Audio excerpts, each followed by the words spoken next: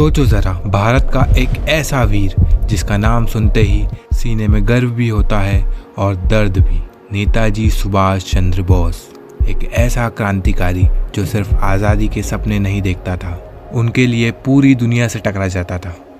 और फिर एक दिन 1945 एक प्लेन क्रैश और ऑफिशियली कहा गया नेताजी वॉज डेड। कहानी ख़त्म। पर क्या सच में कहानी यहीं ख़त्म हो जाती है, या फिर सिर्फ ये एक अध्याय का अंत था, पूरी किताब का नहीं? नेताजी की मौत एक नॉर्मल हिस्टोरिकल इवेंट नहीं थी। ये सिर्फ एक्सीडेंट रिपोर्ट या एक गवर्नमेंट फाइल का इशू नहीं था। ये भारत की कलेक्टिव सोल से जुड़ा हुआ सवाल है। ये सवाल हमारी आइडेंटिटी से, हमारे बलिदान से, सबसे ज़्यादा अधूरे सच से जुड़ा हुआ है। क्योंकि जब बात नेताजी की हो तो इमोशन हिस्ट्री से ज़्यादा पावरफुल हो जाते हैं।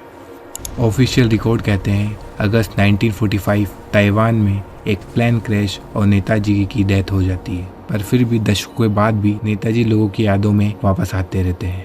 कभी किसी आई विटनेस की कहानी में, कभी किसी पुराने लेटर में, कभी सीक्रेट फाइल्स में, और सबसे ज़्यादा शॉकिंग रूप में एक सन्यासी के रूप में, जिसे लोग गुमनामी बाबा या भगवान जी के नाम से जानते हैं।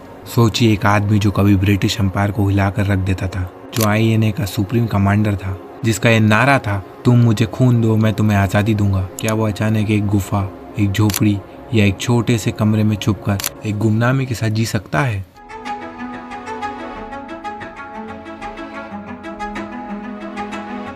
सोचिए, किसी भी रहस्य के पीछे सिर्फ घटनाएं नहीं, सबसे पहले होते हैं लोग, जिंदा लोग, यादों में बसे हुए और कभी कभी चुप रहकर जीने वाले। नेताजी की मिस्ट्री को समझने के लिए हमें भी उन चेहरों को समझना होगा जिन पर पूरी कहानी टिकी हुई है। इस कहानी का सबसे बड़ा नाम है सुभाष चंद्र बोस। एक आंधी, एक आग, एक जुनून जो सिर्फ आज़ादी नहीं, पूरे सिस्टम की जंजीर तोड़ देना चाहता था। सुभाष चंद्र बोस का जन्म 1897 में कटक में हुआ। वह एक रिच फैमिली में जन्मे थे। उन्होंने अपनी पढ़ाई कैम्ब्रिज यूनिवर्सिटी से की। उसके बाद उन्होंने ICS Indian civil service exams clear किए, जो कि उस टाइम बहुत प्रेस्टिजियस एग्जाम थी। लेकिन उन्होंने सब कुछ छोड़ दिया और ब्रिटिश एम्पायर के खिलाफ बगावत का रास्ता चुना। कांग्रेस में शामिल होने के बाद भी वह कांग्रेस के अंदर अनकॉम्प्रोमाइजिंग थे। जब अहिंसा और इंतजार की बात होती थी, उनके दिमाग में सिर्फ एक सवाल आता था, और कितना इंतजार। वर्ल्ड वॉर 2 ने उन्हें ग्लोबल रिवॉल्यूशनरी लीडर बना दिया। एक्सिस पावर से हाथ मिलाना उनकी आइडियोलॉजी नहीं थी, उनकी स्ट्रेटेजी थी। गोल एक था, ब्रिटिश एम्पायर को भारत से निकालना। फिर आई इंडियन नेशनल आर्मी और वो नारा, तुम मुझे खून दो मैं तुम्हें आज़ादी दूंगा। और उनका सबसे खास पहलू, डिस्गाइज और एस्केप। 1941 में उन्होंने भेष बदलकर ब्रिटिश हाउस अरेस्ट से भाग गए थे। फेक आइडेंटिटीज और सीक्रेट ट्रूथ से वह कॉन्टिनेंट क्रॉस कर गए थे। ये सब डॉक्यूमेंटेड हिस्ट्री है, इसलिए सोचना बिल्कुल नामुमकिन नहीं लगता कि शायद नेताजी अपनी मौत के बाद भी गुमनामी में जी रहे थे। और यहीं से सामने आता है गुमनामी बाबा। 1950s में फैजाबाद में एक साधु, एकांतवास, कम बोलना ज्यादा लिखना, पर उनके पास world war, Indian National Army, foreign leaders के कोड नेम्स थे, जिससे कि वो इन सब का पार्ट हो। 1985 में उनकी मौत के बाद मिले नेताजी के परिवार के original photos, Indian National army के यूनिफॉर्म्स, मेडल्स और नेताजी के नाम के लेटर्स। इतना पर्सनल सामान एक आम साधु के पास कैसे हो सकता है? और अगर था तो इतनी गुमनामी क्यों? नेताजी का परिवार, कुछ जर्नलिस्ट और उनसे मिलने वाले लोग इस बात पर शक करते रहे कि प्लेन क्रैश की कहानी अधूरी है। दूसरी तरफ सरकारी कमीशंस एक्स्ट्रा ऑर्डिनरी प्रूफ की बात करते रहे और वह प्रूफ मांगते रहे, पर उनका भी यही मानना था कि जो रिकॉर्ड्स है वो मिसिंग है और जो एविडेंस मिले हैं वो बहुत अधूरे हैं। मतलब सब कुछ क्लियर नहीं था, बस फाइल को बंद कर दिया गया। और यहीं से सवाल गहरा होता गया, क्या ये सिर्फ इत्तेफाक है या फिर हिस्ट्री का कोई सच अभी भी पर्दे के पीछे सांस ले रहा है?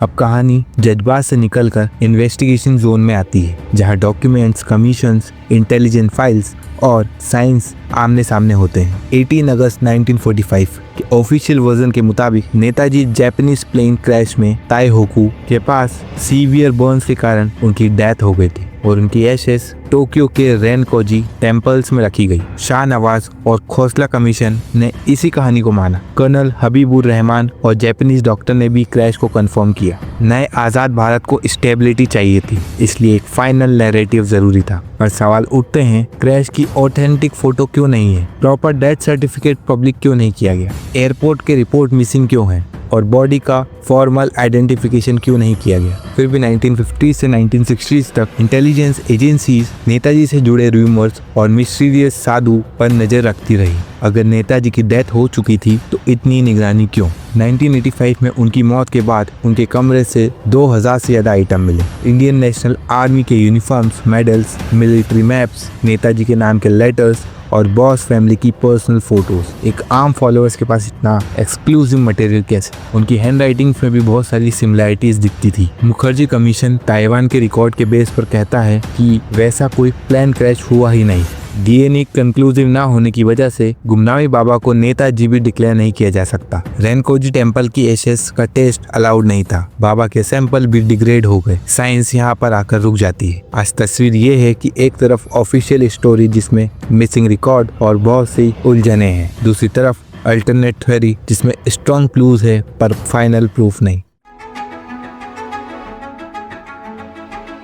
अब कहानी उस मोड़ पर है जहां सवाल सिर्फ ये नहीं कि नेताजी जिंदा थे या नहीं, बल्कि ये है कि हम अपने हीरोज के सच को कैसे याद रखते हैं और कैसे हैंडल करते हैं जब वो पावर से टकरा जाए। सुभाष चंद्र बोस सिर्फ फ्रीडम फाइटर नहीं, एक ऐसे लीडर थे जो सिस्टम को चैलेंज करते थे। गांधी जी के अहिंसा से अपोजिट बंदूक, फौज और ग्लोबल स्ट्रेटेजी के रास्ता को अपनाना वो पसंद करते थे। 1947 के बाद नया भारत एक क्लीन नैरेटिव चाहता था। रेडिकल नेशनलिज्म और एक्सिस अलायंस इस स्मूथ पिक्चर में फिट नहीं होता था। शायद इसलिए उनकी डेथ को फाइनल बनाना पॉलिटिकली सही था। गुमनामी बाबा के सिर्फ पहचान का नहीं बल्कि पॉलिटिक्स का बन जाता है। अगर नेताजी जिंदा बचे थे तो हिस्ट्री ने एक पूरी पॉसिबिलिटी दबा दी। सरकार भी श्योर नहीं थी, निगरानी चलती रही, लेकिन पब्लिक को एक संतुष्टि दे दी गई। डीएनए रिपोर्ट ना होने के कारण और फाइल्स के क्लोज रहने के कारण लोगों के मन में डाउट बढ़ते ही गए और कभी ये कहानी खत्म नहीं हुई। मिस्ट्री इसलिए जिंदा है क्योंकि एविडेंस अधूरे हैं, इमोशंस गहरे और डिजिटल एरा में लोग खुद फाइल्स खोल रहे हैं और कनेक्शन जोड़ रहे हैं। नेताजी की जिंदगी पहले ही एपिक थी और उनकी मौत के बाद यह और सस्पेंसफुल हो गई। फिर भी इसका कोई फाइनल जवाब हमें अभी तक नहीं मिला। शायद ही हम कभी नहीं प्रूफ कर पाएंगे कि नेताजी 1945 में चले गए थे या गुमनामी बाबा के रूप में सालों तक जिंदा रहे। केस क्लोज कह देना सही नहीं है। नेताजी का रहस्य हिस्ट्री की कॉम्प्लेक्सिटी का प्रूफ है और इसी अनसॉल्व्ड स्पेस में वो आज भी जिंदा है, इंसान के रूप में नहीं, सवाल के रूप में।